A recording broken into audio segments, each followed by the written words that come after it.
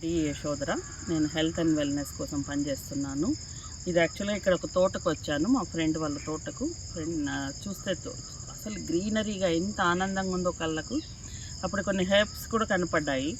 ఈ హెర్బ్స్ గురించి మీకు తెలుపుదామనే ఉద్దేశంతో నేను చేస్తున్నాను.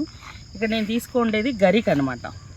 మామూలుగా మనం వినాయక చవితి రోజు గరిక ఒక 25 నుంచి 26 వరకు ఔషధ విలువలు ఉన్నటువంటి హెర్బ్స్ పెడతామన్నమాట. అందులో ఇది చాలా ప్రాశస్త్యమైనటువంటిది గరిక యాసిడిటీని తగ్గిస్తుంది అనమాట. అందుకని వినాయకుడికి చాలా ఇష్టము. ఎందుకంటే వినాయకుడి పొట్ట చాలా ఎత్తుగా ఉంటుంది, అసిడిటీ ఉంటుంది అని ఒక సింబాలిక్గా మీరు అర్థం చేసుకోండి. కాబట్టి అసిడిటీ తగ్గించాలనే ఉద్దేశంతో ఈ హెర్బ్ ఉందన్నమాట. కాబట్టి మనము తెలుసో తెలియకో మనకు వేదంలో నుంచి సంస్కృతి నుంచి వచ్చింది గరిక వినాయకుడికి నివేదించాలని. దాని గురించి అంత అత్యద్భుతంగా మనకు వేదాల్లో కానీ శాస్త్రంలో కానీ చెప్పబడింది అనమాట. గరిక ఎండబెట్టి వాడుకున్నా కూడా ఇట్స్ వెరీ గుడ్. గరికకి చాలా చాలా ప్రాశస్త్యం ఉంది, మీరు ఇంటర్నెట్లో సెర్చ్ చేయండి. కాబట్టి ఇది వెయిట్ లాస్ కూడా ఇట్ ఈస్ హెర్బ్ అనమాట.